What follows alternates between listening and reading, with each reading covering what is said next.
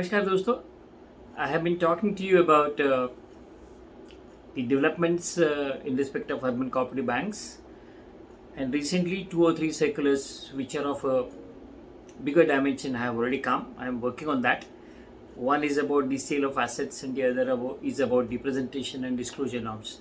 Of course, that video will follow somewhere at the end of October. Today, I am not going to talk about the urban cooperative banks. We as Indians have been living in the country for its progress and development. Recently, I visited Kashmir, and this video is about the Kashmir. We all understand and know everything about the Kashmir from various media houses and channels who have their own interest in Kashmir. I visited Kashmir last week and was hellbent on meeting a couple of Kashmiris who are not known to me. I met almost 15 to 20 Kashmiris from different walks of life. A few of them were drivers, managers, agriculturists, name them. Few of them were shop owners. And the view that I formed about what is happening in Kashmir, especially after the abrogation of Article 370 and all those events which we have been witnessing for the past 2 years, we have our own misgivings on the basis of what the newspapers are reporting. I have already made a Facebook post on this visit where a couple of points I have made which ensures that Kashmir is really fast returning to normalcy. Much against the advice of my tour manager not to talk to the individual Kashmiris about the Article 370 or 35 or the events which are happening in Afghanistan and Kashmir and Pakistan and the terrorism, etc., and the military presence in Kashmir, etc. Much against my tour guide's advice, I ventured into talking to people who are not connected with the tour management and spoken to at least 15 different Kashmiris, and right from Srinagar to Gulmarg, Sonmarg, Pahalgam, all these places I discussed briefly. And my observation is that the Kashmir is returning to normalcy very fast. The business is returning to normalcy. Of course, the pace is not there because the common Indian still finds it tough to visit Kashmir mentally because of several misgivings. The terrorist killing incidents have come down. The popular sanctuaries for the terrorists have come down, especially in Sopore, Baltal, and all those areas where access from the Pakistani side is very easily available. That has come down because of the strong military action. Of course, I'm not going to make any political statement for the simple reason our interest is that Kashmir should remain with India and should grow with India. After the abrogation of Article 370, virtual curfew was there in Kashmir, and thereafter the COVID. Now these two events have virtually broken the back of common Kashmiris because the major industry is tourism. And with this major industry dwindling, the tourist dwindling, the export is very little, which is about apples and saffron and walnuts. It had its own black days. But then during the past, my presence in Kashmir for 7 to 8 days, I have rediscovered the will of Kashmiris to come out of these difficulties. The literacy level in Kashmir has gone up tremendously, and at the same time, there is a will to perform and will to ensure that the economic status of common Kashmiri goes up substantially well. The individuals with whom I have spoken, a couple of them didn't want to be photographed with me, a couple of them dared to take a snap with me with the condition that I should not disclose their names. Therefore, I am not disclosing their names. But then there was one industrialist and a tourism industrialist, and a man who had a very high qualification, very high education, from India, of course, typically an NRI, but wanted to do something for the Kashmir. His name is Aizaz Zargar, and he happened to be with Bruce Power, Canada's largest power manufacturing plant, and he was plant in charge.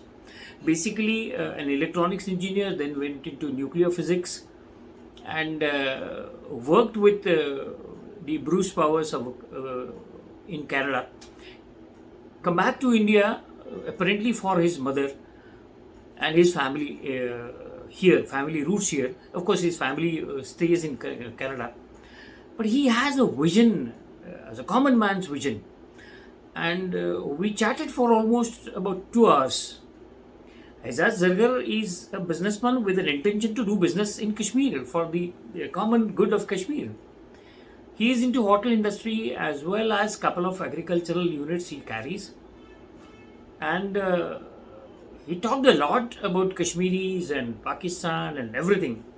What I found is that the positive intent to look forward is extremely fine, and his one of the observation was that government of India should not do only lip service. They should really deliver the promises that they have made. One of the signals which I captured was that the military presence is gradually dwindling in Kashmir because of the normalcy that is returning. Barring few points or barring few areas of rural or where the border towns of the Kashmir, there is a military presence and border security force. But then there was special appreciation for the border road organization, where the Minister Nitin Gadkari was there in Sonmarg on 28th of September, where I was present. He was there to take a view on the Asia's largest tunnel linking the Sonmarg to Leh and Ladakh. Normally, Leh and Ladakh is cut off by road during winter season. This will be the longest tunnel, and this will be completed before 2024. Couple of our tour members also met Nitin Gadkari, and he was surprised that how the Maharashtrian people have come over there. But then he could express his interest in Maharashtra also. What I find interesting is that the video that you will observe may not have the proper audio quality, but then if you listen to him carefully, intelligent way of looking at things. One of the argument that he made was that you cannot reinvent the wheel. Wheel is something which has already been invented ages ago. Now his theory and theorem probably will put Kashmir on a brighter future. I am presenting Aizaz Zargar for you. Have a look. This is a 20-minute video. If you like, then do share it. I am not talking in Hindi because he spoke to me for almost 2 hours in English, and it was a wonderful chat. Here are some 10 to 15 minutes excerpts from his interview for you to dwell upon. Although the urban cooperative banks have got nothing to do with Kashmir, there are a couple of cooperative banks in Kashmir, but then they are either in C grade or in D grade. Recently, even the Jammu Kashmir Bank was punished by Reserve Bank of India for the violations that they have done.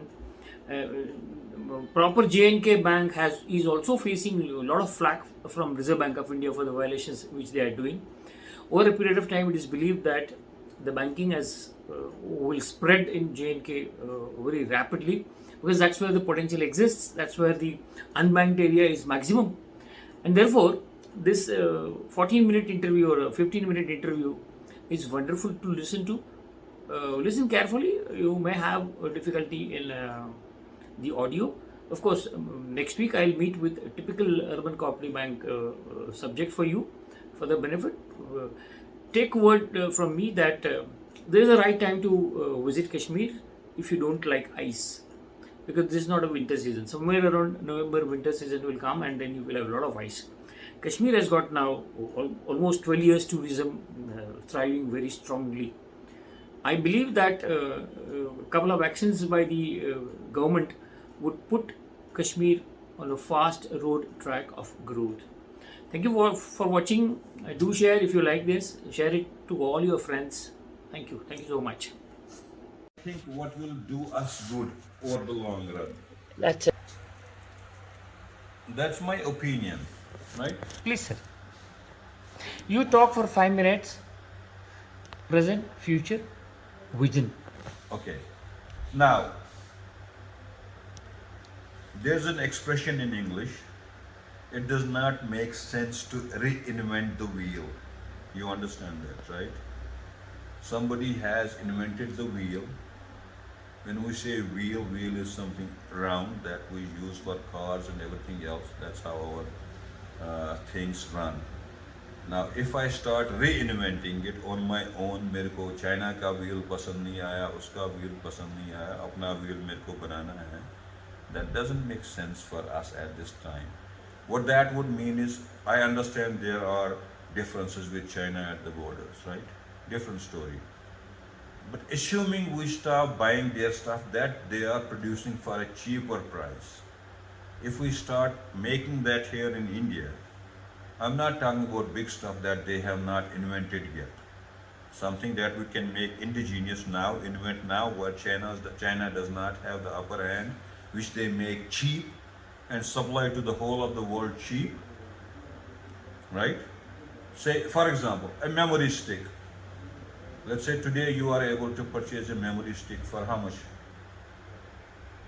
Can you respond to that question? For how much are we able to purchase a 16 gigabyte memory stick? It's hardly 6,000, 8,000. I think it's way less than that. Probably. Now imagine if we start producing that in India. I'm sure that's coming from China. Is it? Yes or no? Korea. Korea. Okay. Rename it Korea. It's coming for 5,000 or 6,000. Now if we start making that in India because we say we are not buying it from Korea, imagine how much money you have to invest in that plant to start making those memory chips. I think that's billions of dollars, right? Then you will produce a memory stick. And then when you produce it, convince people this is better than what Korea is producing. And it's costing you not less than 10,000. We're already paying how much? 4,000 more?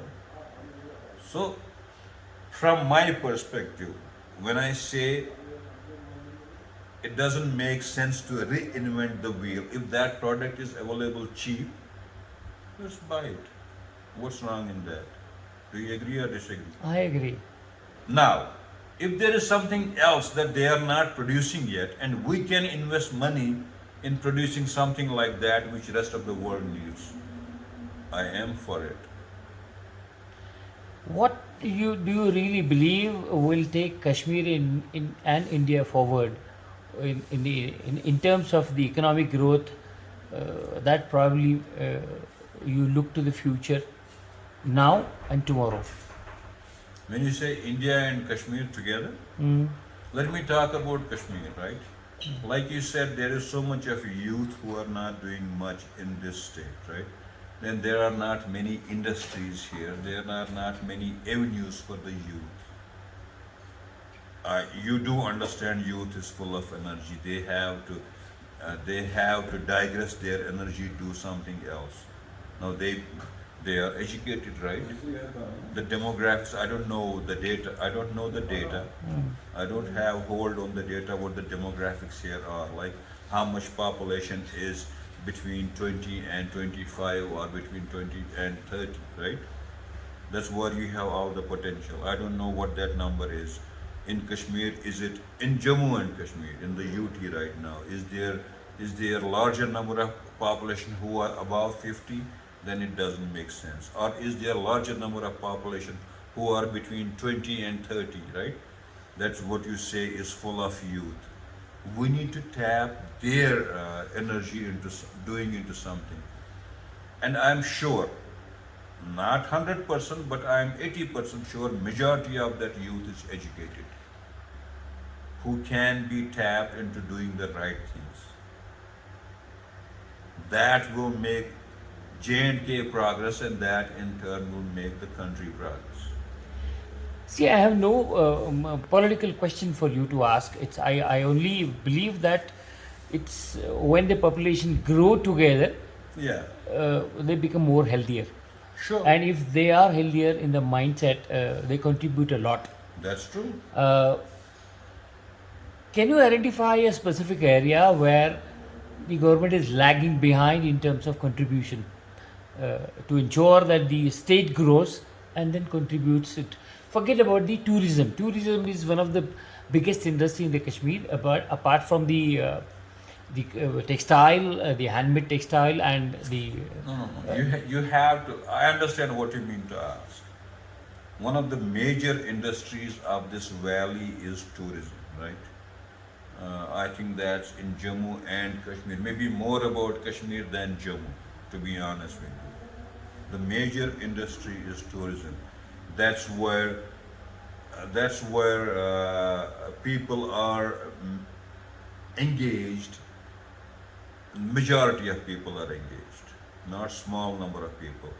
It doesn't mean just hoteliers or houseboat owners or the transport people or the aviation industry. Even right now, I think we have, there has been a measure taken in place that we want to land aircrafts on this Srinagar airport in the morning and late at night as well. For what? It's not Kashmiris traveling to rest of the country, or are they coming back? It's just to enhance tourism in the valley, right? That's my belief. So you cannot shy away from the fact that tourism is a major industry in the valley, and that has a scope of employment for huge masses of people. When I say huge masses of people, if you look at the inventory of hotels or houseboats and see how many people are attached with that, the number itself is huge. Now, leaving tourism aside, the other part that you can have youth employed is industries. But when you see that, then there has to be investment. Yes, building infrastructure is one where people have connectivity. I think that's what the campaign is going on right now. Mr. Gadkari was here recently looking at the road projects, whatever is taking place. Zojila Tunnel. Yeah, Zojila Tunnel and the ring roads and all that stuff. But the important part is getting youth employed, not just in the valley or in Kashmir or in Jammu, but in rest of the country as well, right? Now, how do we do that? By investing. Now, it's not, I do believe that it's not government's role alone to invest money in the valley. We have lots of industrialists in the country who can do that.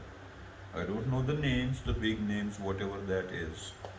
They can come and see what they can do to help the people, right? They benefit, we benefit. The youth benefit. How do you read the future for Kashmir? Given the talks, I mean, given the views that you expressed about the 370 and all that, how do you view that as an individual? Nothing political meant. I think that's more or less a political questions. Let's leave it aside for You may now. not respond politically. You can respond as an individual. Forget Uh, about. I mean, as you said rightly, it doesn't make much of a difference. I agree to that. right, right. What further you can contribute? In what? Yeah, in the sense that there is a popular misbelief that the 370 has changed the Kashmir. Is that really so? 370, right? Like removing 370 Yeah, has changed yeah, Kashmir. yeah. I don't see much difference between August 2019 and today. I don't see much difference. Not much has changed in terms of where we were then and where we are now. Okay. Do you?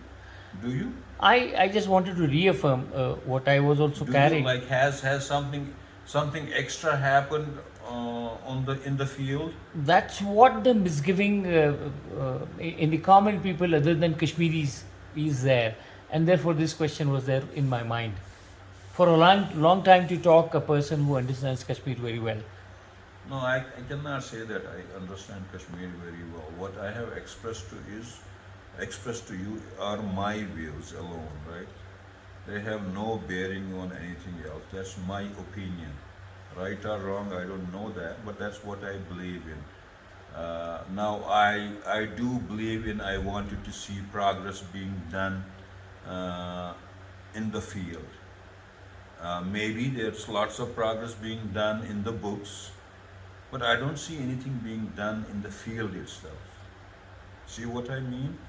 And if that's me, and that's rest of the people as well, right? I travel 10 kilometers every day in the morning to get to my place of work. Has anything changed in those 10 kilometers that I have been seeing for the last 3 4 years? Nothing. Still same.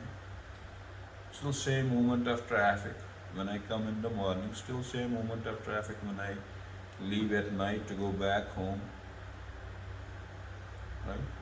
Maybe people have good intentions to make us progress, but is somebody monitoring it in the field, like reporting it to somebody that this thing is happening or not happening? I don't know about that.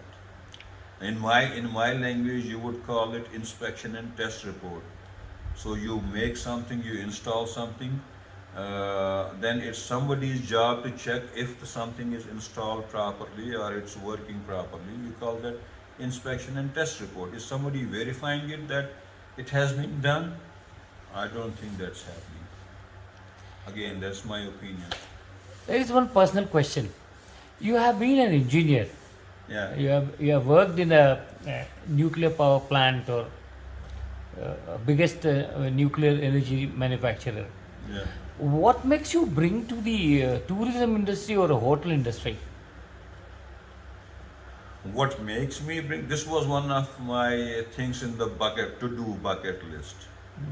That means my family is here, like my mom, my siblings, they are here. I didn't get time to spend with my dad, but I didn't want the opportunity to pass on not spending my time with my mom.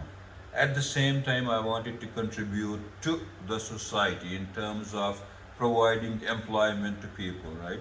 So right now I have about 15 or 18 people working with me, not for me, with me, where they are making their livelihood and helping me to earn the buck and paying back to the bank the way I have spent in having this built. That was my intention, to be honest with you. Whether I can fulfill that, yes, I have achieved building the hotel. Can I run it properly if things are quiet and calm and peaceful for us? Time will tell. Thank you so much, Izaz Bhai. This has been a wonderful talk for the past 30-40 minutes. I have recorded only 12 minutes because I wanted to win your confidence before I shoot you on. Sure. Shoot I me have on, you mean to kill me or just no, film me? I have a personal YouTube channel. Okay. I talk about bank and banking. Okay. I would create a subject and post it on my YouTube. Sure, I'll share sure. the details. Sure. Thank you so much. Nice to talk to you. You're welcome. Yeah, yeah.